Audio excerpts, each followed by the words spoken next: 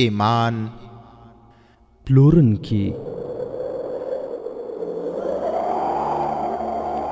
شپاړسمه برخه.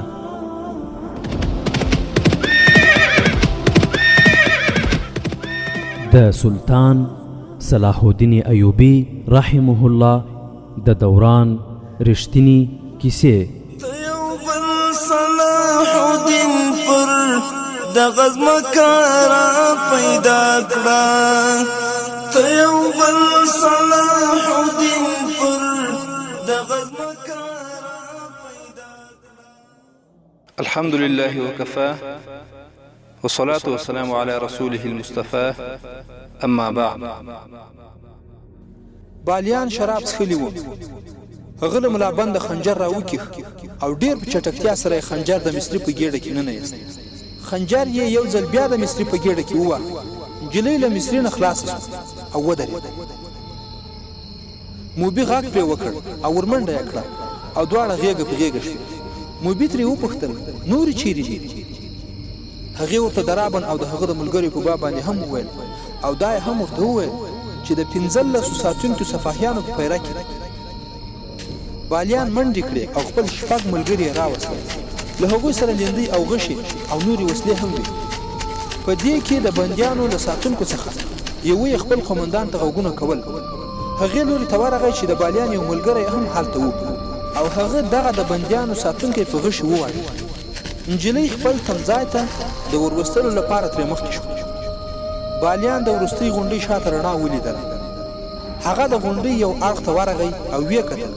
هلته دوه غټ غټ مشالونه بل شوي وو. د مشالونو لاستې په ځمکه کې ښخ شوي وو. په سر کې یې د تیلو لمدې ټوټې تړل شوي وې چې اور یې اخیستی و. بالیان له خپلو ملګرو سره په تیاره کې وو او هغه په تیاره کې 15 نجونې جلا ولاړې ولیدې او ساتونکي یې هم لیدل. د هغوی په منځ کې 15 مړي پراته وو چې په غشو لګېدلي وو. موبي او هغه بل نجلۍ سلګۍ پیل کړ. د موبي په پارونه بالیان خپلو ملګرو ته وویل چې دا ستاسې ښکار دی. په غشو یې ختم کړل. اوس د هغوی شمېر 14 کسه و. دا د هغوی بدنصیبي وه چې په رڼا کې وو. د بالیان ملګریو غشي په لیندو کې کېښودل. ټول غشي په یوه ځل له لیندیو نه ووتل. په یوه ګزار بندیانو 6 ساتونکي ووژل. نور یې لا پوه شوي هم نه وو چې غشي له کوم ځایه راغلل. بیا یې 6 غشي نور په لیندو کې کېښودل او 6 نور یې په غشي باندې ووژل. نور 2 پاتې وو. له هغوی نه یو یې په تیاره کې پټ شو. دویم یې لږ سست و. هغه هم د سوډانیانو د یو غشي ښکار شو. 3 اوښبانه پاتې وو چې مخامخ نه وو. هغوی په تیاره کې اخوا دېخوا شول. اوس د مشالونو په رڼا کې یوازې مړي ښکارېدل. هر مړی په یوه غشي باندې لګېدلی او یوه یې 3 غشي خوړلي وو چې هغه رابن. موبي ورمنډې کړې نجونو ته ورغله. په دغه حالت کې هغوی د آس د ځغاستې غږ واورېد چې ډېر لرې تللی و. بالیان وویل دلته پاتې کېدل ښه نه دي. له هغوی نه یو روغ خلاص شو او قاهرې ته ولاړ. ډېر ژر له دې ځایه ولاړ شو. هغوی د ساتونکي آسونه پرانیستل. خپل تمځای ته ورغله. هلته یې ولیدل چې یو آس له زین سره غائب دی. آس هغه روغ ساتونکي له ځانه سره بیولی و. په دغه حالت کې هغه خپلو ساتونکو ته ورتللی نه شو ځکه چې هدف ګرځېدی. غلی د بالیان ډېره ځای ته ورغلی و. هلته 8 آسونه تړلي وو. زینونه یې هم ورسره پراته وو. هغه پر یو آس زین وتاړه وتښتېده. بالیان په 14 آسونو زینونه وتړل. سامان یې پر 2 اوښانو بار کړ. نور آسونه یې له ځانه سره روان کړل. نجونو موبي ته وویل چې پر هغوی څه تېر شوي دي او چیرته بیول کېدې. هغوی دا هم وویل چې رابن او د هغه ملګري د وسلو را اخیستلو لپاره تللي وو خو پته ونه لګېدله چې هغوی څنګه ووژل. موبي وویل د صلاح الدین ایوبي په مرکز کې زما او د رابن لیدنه ناڅاپي شوې. هغه ویلي وو داسې ښکاري چې یسوع مسیح ته زموږ بری منظور دی او کنه موږ به دغسې نه سره لیدلي. خو اوس هم زموږ لیدنه بیخي د توقع خلاف ده. خو بیا هم زه دا نه وایم چې یسوع مسیح به زموږ بری را په برخه کړي. یسوع مسیح خدای زموږ نه خفه ښکاري. موږ چې کوم کار ته لاس واچوو هغه ناکام شو. په روم بحیره کې مو لښکرو ماتې وخوړه. په مصر کې زموږ دوست سوډاني لښکر مات شو. دلته رابن، کریسټوفر او دوی ته ورته لایق او زړور ملګري ووژل شول. خو پته نشته چې زموږ انجام به څه وي. بالیان وویل زموږ په ژوند تاسو ته څوک لاس دروړای نشي. زما د زمریو کمال مو ولید. کوم مهال چې د بندیانو کاروان د مړي ترڅنګ په غونډیو او شیلو کې تم شوی و، هماغه مهال د سلطان صلاح الدین ایوبي ساحلي محاذ ته 3 تنه ورغلي وو. ورونو په مخکې واقعو کې تیر سول چې سلطان صلاح الدین ایوبي رحمت الله علیه په مصر کې او د روم د بحیرې په غاړه چې کوم لښکر پروت و، د هغه لښکر مشر یې شداد ټاکلی و. کوم مهال چې د بندیانو کاروان د مړي ترڅنګ په غونډیو او شیلو کې تم شوی و، هماغه مهال د سلطان صلاح الدین ایوبي ساحلي محاذ ته 3 تنه ورغلي وو. هغوی ایټالوي ژبه ویله. د هغوی جامې د ایټالوي کلیوالو په څیر وي او د هغوی په ژبه هیڅوک هم نه پوهېدل. د ایټالوي جنګي بندیانو نه وپوښتل شول. هغوی وویل دوی له ایټالیا نه راغلي دي او د خپل نجونو پسې ګرځي. دوی د دې ځای له قومندان سره لیدل غواړي. هغوی بهاوالدین شداد ته ورسول شول. د سلطان صلاح الدین ایوبي په نشتوالي کې شداد د محاذ قومندان د ایټالیا یو جنگي بندي راوغوښتل شو. هغه د مصریانو په ژبه هم پوهېده. د هغه په وسیله له هغوی 3 سړیو سره خبرې وشوې. په هغوی 3 کسانو کې یو یې د پاخه عمر او 2 ځوانان. 3 واړو یو ډول خبرې وکړې. د 3 واړو یوه ځوانه خور صلیبي سفاهیانو د هغوی له کوره راوستې وه. هغوی ته چا ویلي وو چې هغه نجونې د مسلمانانو محاذ ته رسول شوي دي. هغوی د خپلو خویندو په لټه پسې راغلي وو. هغوی ته وویل شول چې دلته 7 نجونې راوستل شوي وي. هغوی همدا کیسه کړې وه، خو هغوی جاسوسانې وختل. دغو 3 واړو سړیو وویل چې زموږ د خویندو له جاسوسۍ سره هیڅ اړیکې نه وي. موږ غریب او مظلوم خلک یو. له چا نه مو کښتۍ په سوال غوښتې دلته راغلي یو. زموږ د مسکینانو خویندې د جاسوسۍ جرأت څنګه کولای شي؟ موږ د هغو 7 نجونو په باب باندې هیڅ خبر نه یو چې هغوی به څوک وي. موږ خو خپلې خویندې لټوو. شداد وویل زموږ سره بله یوه نجلۍ هم نشته، همدا 7 نجونې وي چې یوه ترې بې درکه شوې وه او نورې 6 مو ابل پرون سهار قاهرې ته لیږلي. که هغوی لیدل غواړئ قاهرې ته ولاړ شئ. زموږ سلطان مهربانه سړی دی، نجونې به در وښیي. یو وویل نه، زموږ خویندې جاسوسانې نه دي. هغه 7 به نور څوک وي. زموږ خویندې به په سمندرګي کې ډوبې شوي وي او یا به زموږ خپلو پوځیانو له ځانه سره ساتلي. بهاوالدین شداد رحمت الله علیه نیک خویه سړی و. د دغو کلیوالو یې قدرداني وکړه او په درناوي یې رخصت کړه. خو که هلته علي بن سفیان وای نو هیڅکله به دغه 3 واړه دومره په اساني ورڅخه نه وای تللي او په اساني به یې پرې ایښي نه وای. د هغه اطلاعاتي سترګې پوهېدې چې دا 3 واړه درواغ وایي. 3 واړه ولاړه. چا دې ته هم ونه کتل چې چیرې روان شول. هغوی همداسې تر ماښامه روان وو. د مرکز څخه لیرې چیرې څه خطره نه وه. هغوی د ګټانو منځ ته ورغلل. هلته د دوی په څېر 18 سړي ناست. د دوی انتظار یې کاوه. په دې 3 واړو کې چې څوک د پاخه عمر سړی و، هغه میګنانا ماریوس نومیده. دا د صلیبیانو هغه کوماندوي ګروپ مشر و چې د نجونو د خلاصون او د امکان په صورت کې د سلطان صلاح الدین ایوبي د وژنې دنده ورسپارل شوې وه. هغوی 3 واړو د مرکز نه یو څه ضروري معلومات ترلاسه کړي وو. دا یې هم پته لګولې وه چې سلطان صلاح الدین ایوبي په قاهره کې دی. له شداد سره د خبرو اترو په ترڅ کې معلومه کړې وه چې نجونې قاهرې ته لېږل شوي دي او له هغوی سره 5 بندیان هم دي. ورونو ستاسې به په یاد وي دا هغه د جاسوسۍ ګروپ و چې د صلیبیانو پادشاهانو د هغو نجونو لپاره رالیږلی و چې له مسلمانانو سره بندیان دي. دا ګروپ په یوه لویه کښتۍ کې راغلی و. هغوی کښتۍ د دریا پر غاړه باندې په یو داسې ځای کې تړلې وه چیرې چې د سمندر اوبه د ګټانو دننه ورغلي وې. اوس باید دغه سړي قاهرې ته تللی وای، خو سفرلۍ یې نه لرلې. هغه 3 سړي چې محاذ ته ورغلي وو دا یې هم لیدلي وو چې د پوځ اسونه او اوښان چیرې تړل کېږي. هغوی دا هم لیدلي وو چې له محاذ نه د څارویو غلا کول اسان نه دي. 21 اسونه او اوښان غلا کېدای نه شول. تر اوسه لالمرختو ته وخت پاتې و. پیاده روان شول. که سورلۍ په لاس ورغلی وای نو د لارې په نیمایي کې به د بندیانو د نیولو هڅه کړې وای. اوس هغوی د دې فکر سره پیاده روان شول چې قاهرې ته ولاړ شي او د بندیانو د خلاصون هڅه وکړي. ټول پوهېدل چې دا د مرګ او ژوند سره لوبې دي. د صلیبي پوځ مشرانو او پادشاهانو چې له هغوی سره د کامیابۍ پر وخت د انعامونو کومې وعدې کړې وې، په هغې باندې له کوم کار پرته د خپل کورنۍ سره د ټول عمر لپاره په آرام ژوند تېرولی شول. مګنانا ماریوس له زندانه راوستل شوی و. هغه ته د ډاکو اچولو په جرم کې د عمري بند سزا ورکړل شوې وه. له هغه سره 2 نور بندیان هم چې یو یې په 20 کلو او بل یې په 23 کلونو باندې محکوم. هغه مهال زندانونه قصابخانې وې. مجرمان انسانان نه ګڼل کېدل. ډیر ظالمانه کارونه به یې پرې کول او د څارویو په څیر به بیکاره خواړه پرې خوړل کېدل. بندیانو به د شپې هم آرام کولی نه شو. تر داسې زندانه مرګ غوره و. ورونو په یاد یې ولرئ دا د هغو وحشیانو زندانونه وو چې نن یې د بشري حقوقو ډول په غاړه او کوڅه په کوڅه ګرځي، خو د تاریخ تهدابونه د دوی په ظلم او استبداد باندې ډک دي. خیر تر داسې زندانو مرګ غوره و. دغو 3 واړو ته پر انعام سربیره د سزا بخښنې وعدې هم ورکړای شوې وې.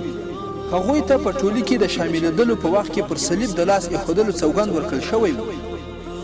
کوم پادري چې هغوی ته سوګند ورکاوه ورته ویلي وو چې هر څومره مسلمانان ووژنئ هماغومره زیات ګناهونه به مو وبخښل سي، او که سلطان صلاح الدین ایوبي یې وواژه نو ټول ګناهونه یې بخښل کېږي او په هغې نړۍ کې به ورته یسوع مسیح خدای په جنت کې ځای ورکړي.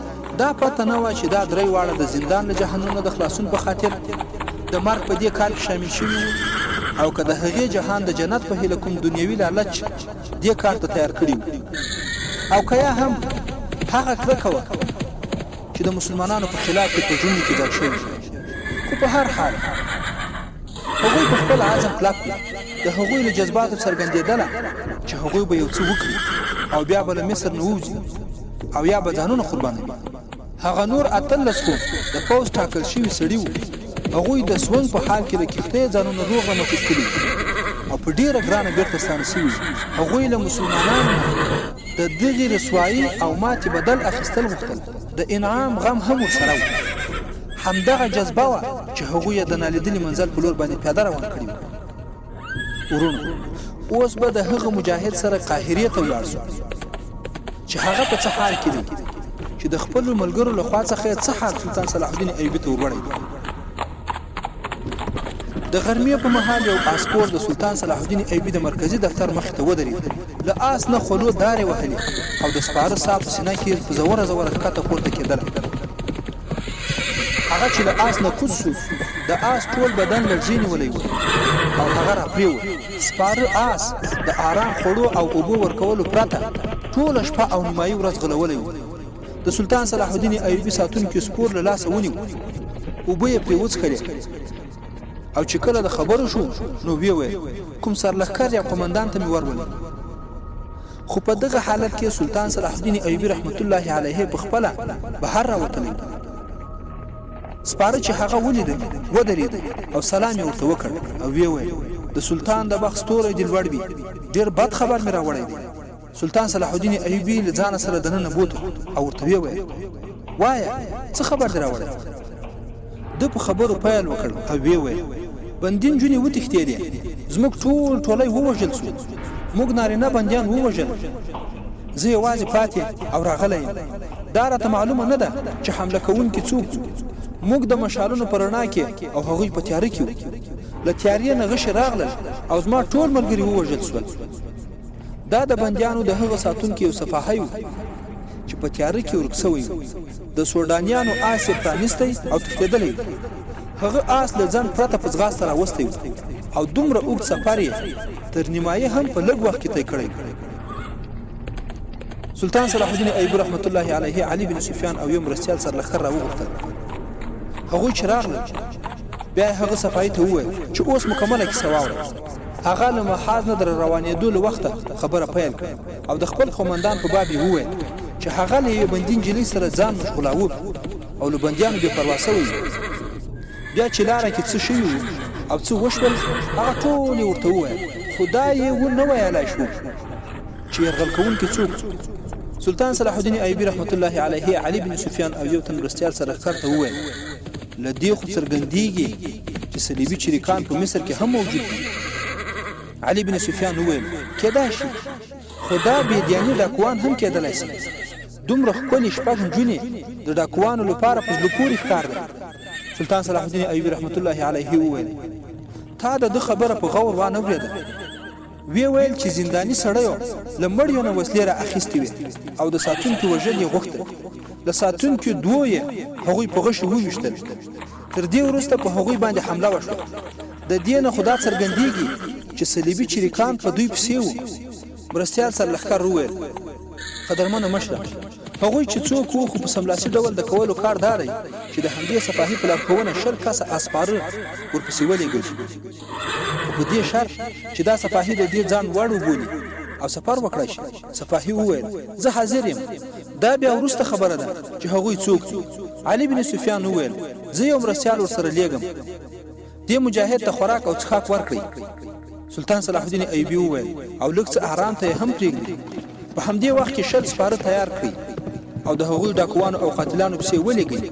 که ضرور یې ګڼئ نو د سپرو شمېر نور هم زیات کړئ. ساتونکي وویل ما چې له کوم ځای آس را پرانیستی و هلته 8 آسونه ولاړ وو. هلته یو انسان هم نه و او حمله کوونکي هم همدا کېدای شي. نو چې آسونه 8 وو سپاره به هم 8 وي. مرستیال سرلښکر وویل د چریکانو شمېر تر دې زیات کېدای نشي. موږ به په الله جل جلاله توکل کوو او ان شاء الله چې هغوی به ونیسو.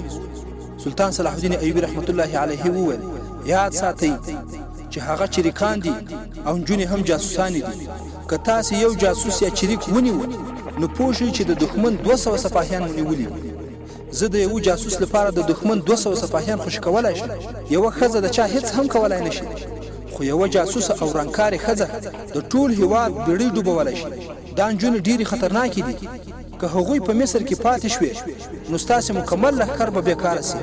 که د یوه جاسوس او یا هم جاسوسې د نیولو یا وژلو لپاره خپل 100 تنه سپاهیان هم قرباني کړئ دا سودا به بیا هم ارزانه وي.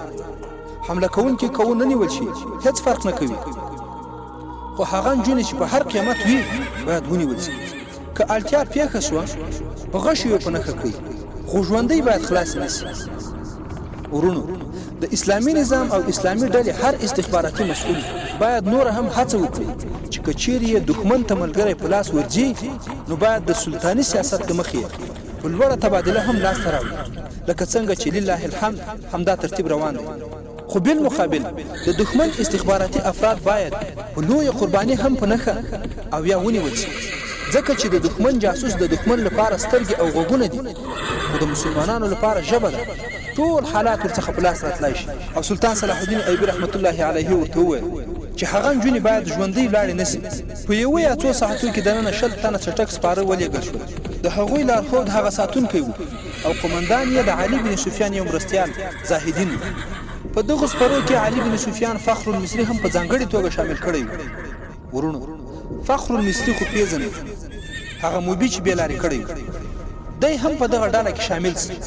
دا د فخر المصری هیله وه چې د بالیان او موبي د تعقیب لپاره ولېږل شي خو د ځای په هکله نه علي بن سفیان او نه فخر المصری ته پته وه.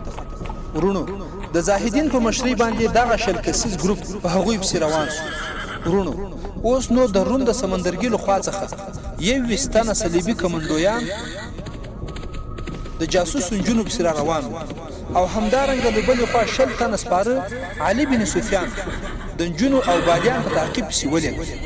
او دا چې بالیان او نجونې به له کوم برخلیک سره مخ کېږي او د دوی ترمنځ به کومه ډله خپل هدف لاسته راوړي او وروسته به په مصر او قاهره کې څه پیښې کېږي. د 14مې برخې پای.